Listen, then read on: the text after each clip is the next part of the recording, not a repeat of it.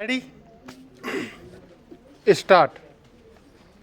भाइयों, आखिरकार एक लंबे संघर्ष के बाद, जो कि मुख्य रूप से अहिंसात्मक था और जिसका नेतृत्व ऐसे विलक्षण व्यक्ति ने किया जो अहिंसा और सत्य को ईश्वर का पर्याय मानता था, परंतु स्वतंत्रता के किनारे पहुंचने के अंतिम चरण में भारत को खून की नदी में से होकर गुजरना पड़ा।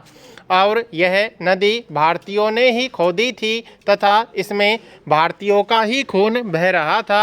अभूतपूर्व पैमाने पर लोगों का निष्क्रमण हुआ। पुरुषों, स्त्रियों, बच्चों, बूढ़ों, बीमारों समेत 1 करोड़ व्यक्ति, जिनके शरीरों से खून चूसकर भारत की भूमि तक को रंग रहा था, भारत के एक ओर से दूसरी ओर गए।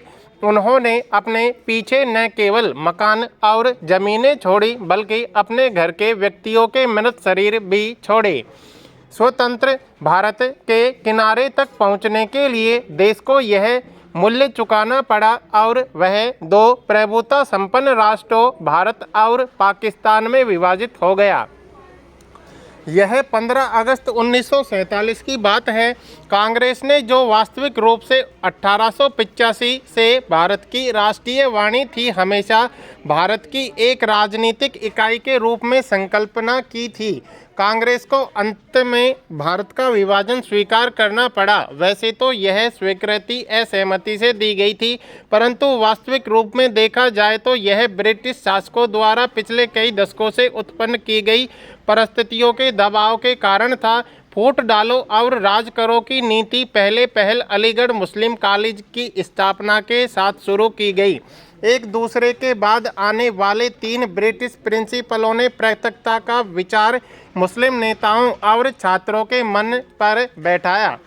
सर सैयद अहमद के विभाजन मूलक विचारों को फैलाने के लिए उनसे हर प्रकार की मदद मिली। हम यह नहीं कहेंगे कि इसमें हिंदुओं का कोई दोष नहीं था, जो मुसलमानों से सामाजिक स्तर पर अलगाव बनाए रखते थे और आर्थिक दृष्टि से उनका शोषण करते थे। अलीगढ़ कॉलेज के अधिकारियों को अपने उद्देश्य की पूर्ति के लिए उपजाऊ भूमि मिली। यह सब कुछ पिछली शताब्दी के अंतिम वर्षों में हुआ। इन्होंने सोच समझकर राष्ट्रीय मुसलमानों की उपेक्षा करने की नीति अपनाई। 1947 में कांग्रेस के पास विभाजन स्वीकार करने के सिवा कोई विकल्प नहीं था, विशेषकर गंभीर सांप्रदायिक झगड़ों के कारण, जो कि गृह युद्ध का रूप धारण कर रहे थे। जिन्ना ने यह सुझाव भी दिया कि सांप्रदायिक आधार पर आबादी की अदला बदली की जाए। शायद वह बेहतर समाधान होता, क्योंकि इससे शायद वे क्रूर कृत्य न होते जो बहुत लंबे काल तक पड़ोस में रहने वालों के साथ उनके पड़ोसियों ने किए।